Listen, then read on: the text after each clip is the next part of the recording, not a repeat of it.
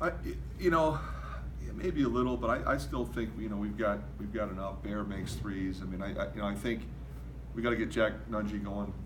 From there. I like to see Macy shoot more, and his numbers are good. I mean, Macy and Isaiah, their percentages are really good. I'd like for them to shoot more. So I think we're okay there. How do you get Jack going? And I asked you that the other day. Well, the first thing you got to do is play him more. Because it's one thing to say, okay, forget what game, a couple games ago, I only played him in the first half. It's like, well, how's he going to get going? And I played him in the second half. So I played him in both halves the other night. I played him 22 minutes. Missed a couple shots early, hit a couple late, but was in there rebounding the ball. I thought he moved well. He was active. He was where he was supposed to be. He's practiced really well, so I think he earned those minutes. That's what I told him. I think he's a really good player. I think we just have to be patient with him, keep giving him time. It's not easy to be a 6'11" freshman and play 3, 4, 5 and know all of those positions, and he does. So I think, I still think he's going to be special. Are there little things with Jack and Garza that you look for, that you want them to show you and build on, and just little things like that, little things that will come back a year later and be bigger? They're different players. It's one of the reasons why we recruited both of them. We thought they complemented each other well. Jack, well, they both can make threes, which is rare that you have, a smash mouth 6'11" and another guy who's more of a perimeter 6'11", but they both make threes. With Luka, you want him to do what he does well, and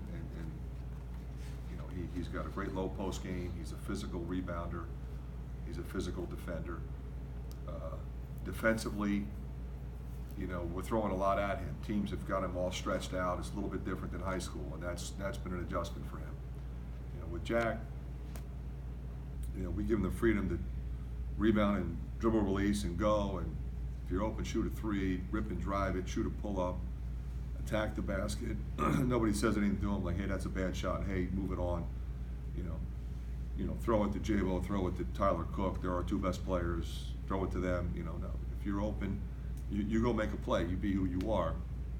That takes time, especially with the defenders that he's going against, the physicality of what they're both seeing and the size and strength. It's always an adjustment. Even when I was at other levels of Division I, it's even more so in the Big Ten with the athletes that we have. So, I think they're getting a lot of valuable experience. I think you're seeing great improvement in both of them, and I think they're going to keep getting better. When you look at Jack, his game, he's a little bit bigger version of Jared Utoff when Jared was about his age. Similar type game in some ways, tall, still can play the perimeter. Jared seemed to be apprehensive at times if he missed a couple of shots early, and then when he became aggressive, he became one of the best players in the country. Do you see that same type of leap for Jack? We certainly did. When we recruited him, I saw a lot of similarities, and even at the defensive end, he was a shot blocker. He'd block your shot. Very few guys block the shot of the guy they're guarding. Jared did that. Usually you come and block somebody else's shot.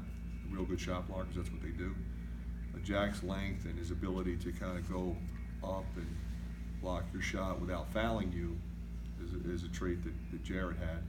Jared was probably as good as anybody I've ever seen at that.